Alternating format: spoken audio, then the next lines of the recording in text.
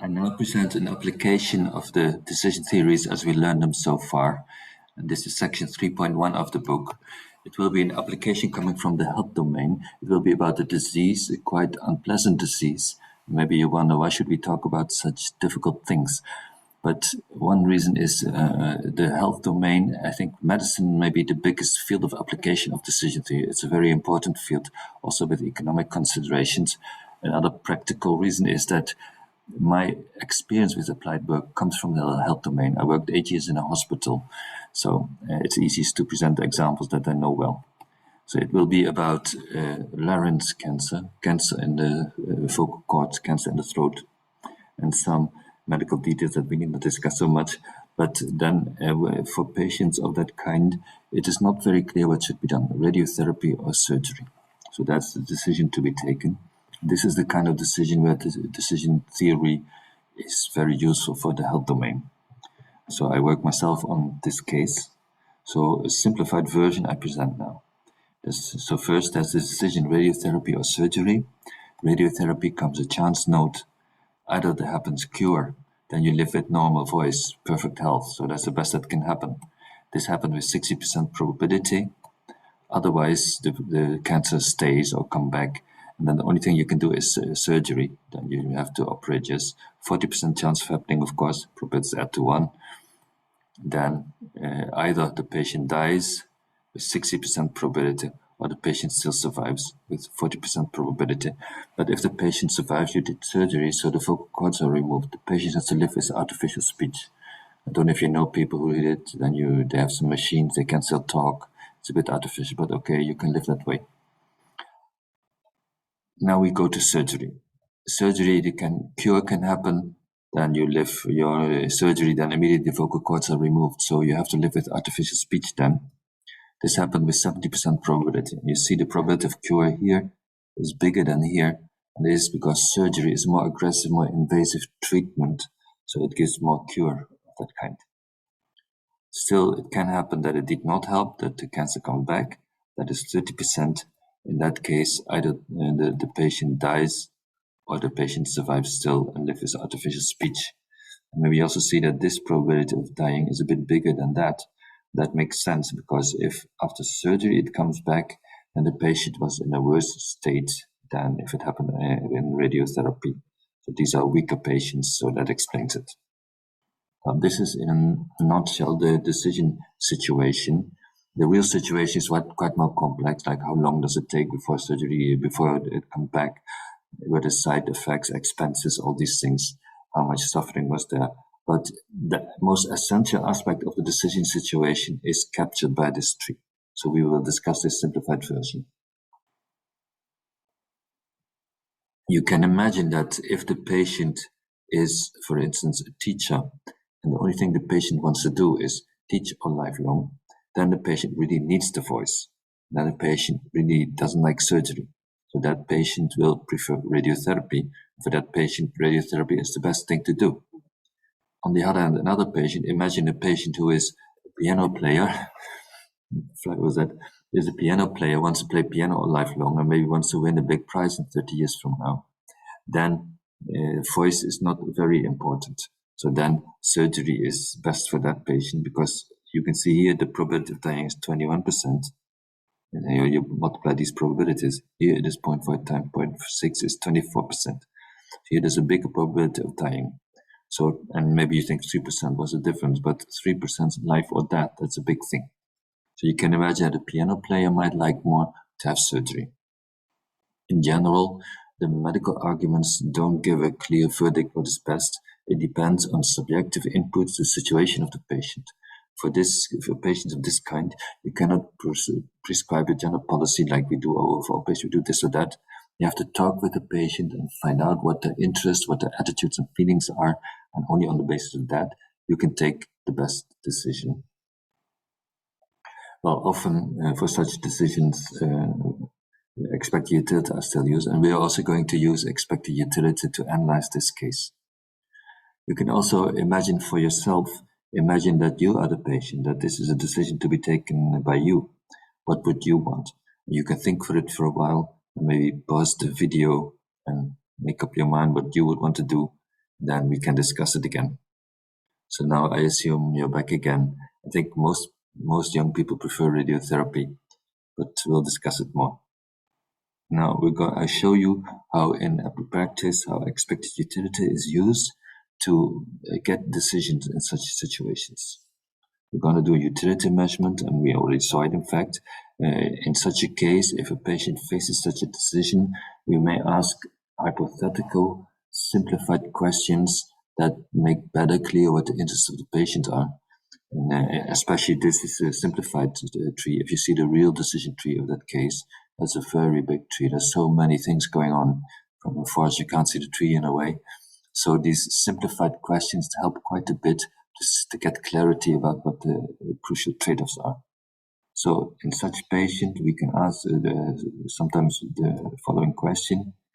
We say to the patient, imagine you live either with artificial speech or you have a risky treatment that you can keep normal voice, but there's also a risk of dying. So P1 minus P. We ask the patient, what probability, what risk of dying are you willing to accept for the chance of getting back normal voice? So let us say, which P here makes you indifferent? Let's assume that the patient says, I'm indifferent for P equal to 0.9. You can imagine that if you just like that throw this question at patients, it will be very bad. They will say, what, am I supposed to play a game with my life? And they may run away screaming. Of course, you have to do this very carefully. But in the health domain, this is really done. There are big teams with psychologists, specialized people to give good advices. They talk with the patients, and also explaining what probability means. That's already, many people don't understand probability so well. There's almost a field in the health domain just to study what is the best way, what kind of pictures are best to use to make people understand probabilities. But all these things are very carefully done. And also for some patients, you just can't do this. Some people just can't understand probability. You cannot do this. But let us assume that here we have a patient who does understand everything, and you feel that this is a meaningful answer. This patient really understood well, and this is how the patient feels. We can use this as an input, a good input in our analysis. Then we do the usual calculation. You've seen it before. The normalization, utility of that's 0, utility of normal voice is 1. So the best and the worst outcome, we normalize that way, and you take my word for it, and we can do it. We saw it before. Then the calculations, well, you know how it goes. I put here the calculation, but you know that the probability that the patient said, that is the utility. So here we know the utility of artificial speech for this patient is 0.9. The quality of life, if the patient loses the voice, for this patient, 10% of the quality of life is lost by that. That's what we infer from this measurement. And then, this was quite a simple decision tree, so the patient can quite well think about what is a good answer. So that's one big reason why we use such questions. And then we calculate utility, quality of life. We use that as input in the real decision. So let me show you how it goes. Now we know everything. We know all the utilities from normal voice, and that we already knew. You take my word for it. Now we know artificial speech also. We know all the utilities. We also know all the probabilities. Well, in practice, that can be quite some work. And there can be teams who spend years studying literature, doing all kind of measurements to find out what the right probabilities are. Epidemiology is the name of the field in the health domain that studies this carefully. But that has been done here. These probabilities are very good, reliable probabilities, relevant for the patient, gender, age, all these things that we are considering now. So we have all the inputs needed for expected utility calculation, so let us do it. First, I write the utilities of all the outcomes, 1, 0.9, 0, 0.9, 0.9, 0. Now I write the probabilities of ending up in all kind of places. So the probabilities now. There's a 0.6 probability of ending up here if you do radiotherapy. And remember here the multiplication rule of probability, 0.4 times 0.4 is 0.16. If 40% of patient goes here, and 40% of them goes here, it means 16% ends up here. The multiplication rule that was.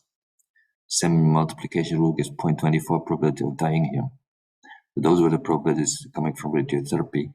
For surgery, the probabilities similarly are 0.7, 0.09, and 0.21. So the probability of dying here is a bit smaller than here. Then, you know, the expected utility calculations, we multiply all the utilities and the probabilities, and I did it here. Then we add them, and we get 0.744 is the expected utility of radiotherapy. Same calculation we do with surgery, and we get these numbers, we add them, 0.711. So there we see it. Radiotherapy has a higher expected utility. Therefore, our advice to the patient is, we think that for you, radiotherapy is the best treatment. That is what we recommend. Maybe you think the difference is not big, 3%, 0.03, but remember the unit of payment, if I may call it that way, is life or death. So 3% more of life is quite a big thing. Anyway, this is how, in a simplified form, the analysis goes. But now imagine a situation where the patient, you've done the whole analysis with the patient, everything very carefully, this comes out, and the patient says, if I look at the decision situation, I look at this tree, and I see what do I feel that I prefer there, I very clearly feel that I prefer surgery, the opposite of what your analysis says. My intuitive gut feeling says I rather have surgery than radiotherapy if I see the whole situation. In that case, the direct intuitive preference deviates from what the analysis says. Now I ask you to think, what do you think should be done in that situation? Which is the best decision, what the analysis says or what the patient directly says intuitively? And what can we think about the situation? You can pause the video for a while, think about it, and then come back. Okay, I'm continuing now. Maybe you thought a bit about it, but in a way there is no clear answer what should be done here. If you have, it's surely not that the analysis must be right. It can be that the direct intuitive feeling of the patient is right, and right, well, I mean, better is reflecting what is really best for the patient. You do know you have a contradiction in your situation, because the analysis was done carefully, the preference were expressed carefully there, the intuitive preference also carefully, they give different conclusions. Because somewhere something must be wrong that you know. Then you have to think, maybe in the preferences, the hypothetical question, still the patient did not understand very well, or maybe there is some emotional, irrational factor going on, or what happens very often in application, you discover there is something relevant for the decision that you did not incorporate in your model. Maybe for the patient, financial considerations are important, and that's better for surgery or something. And then if you are in such a situation, you talk and you go through things, and then you discover that that's often the case in practical applications. But let's assume here that our model does contain everything relevant. Then if we have that contradiction, it's not clear. You have to investigate more where the weakest point of your analysis and improve there. So it sounds like an unpleasant situation, but sometimes it can happen. Now, I want to talk more about this, and I want to start by saying something that sounds like a bad joke or a cheap paradox. My claim is, only if such situations arise, decision theory is useful. If such situations don't arise, decision theory is no use here. Maybe it sounds a bit puzzling, but if you think a bit about it, if always the result from a long and detailed analysis is the same as what the patient directly intuitively say a priori, and no need to do that analysis, then just Howard Rafa is a good writer. Whenever his name is on a book or a paper, it's well written and interesting. He described it. He said, we don't have to teach people what comes naturally.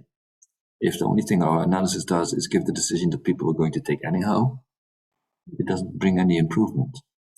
Only in these discrepancy situations, then we really learn from it.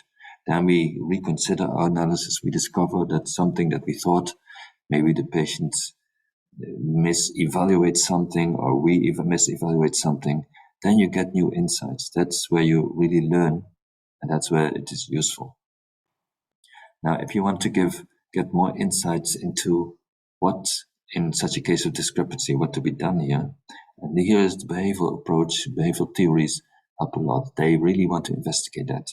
The behavioral theories, they study how people deviate from rational normative choices, try to model it, capture it, understand, interpret it, and so on. For instance, one central topic in this course will be that people often don't understand and evaluate probabilities properly. They have a twisted nonlinear perception of probabilities. And one of the things that behavioral studies have shown in much detail, the difference between 21% and 24%, people don't understand it enough. They take it too much as the same. So that's why many people will say, oh, surgery, the probability of dying is a bit higher for radiotherapy. What do I care? Oh, I have normal voice, I go for it. And that can easily happen. People do not understand how important it is to have 3% more of living. That's one thing that we can learn from that behavioral theories have shown.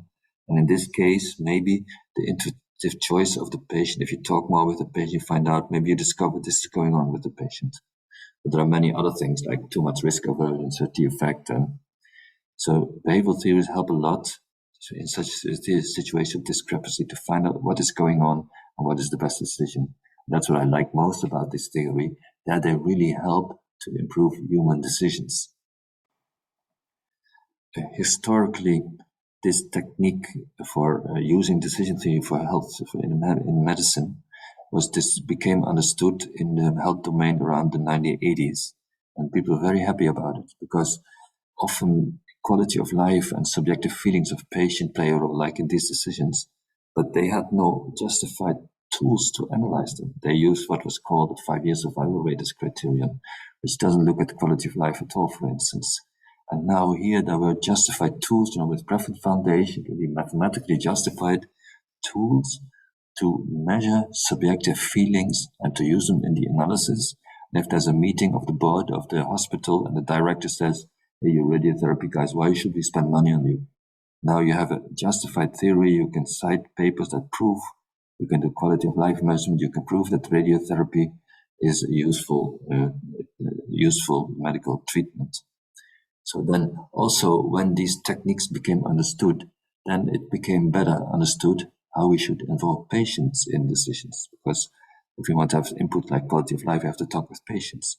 So it also helped a lot to that not just doctors would take the decision on their own, but that patient would be involved, have a voice, a vote in what happens. So more democracy, you could say. So those were all kind of historical, political implications where the decision theory brought useful improvements. But anyway, this was in a nutshell an application, so you get more feeling how this is used in practice. But we're going back to theory now, but that will be in the next recording.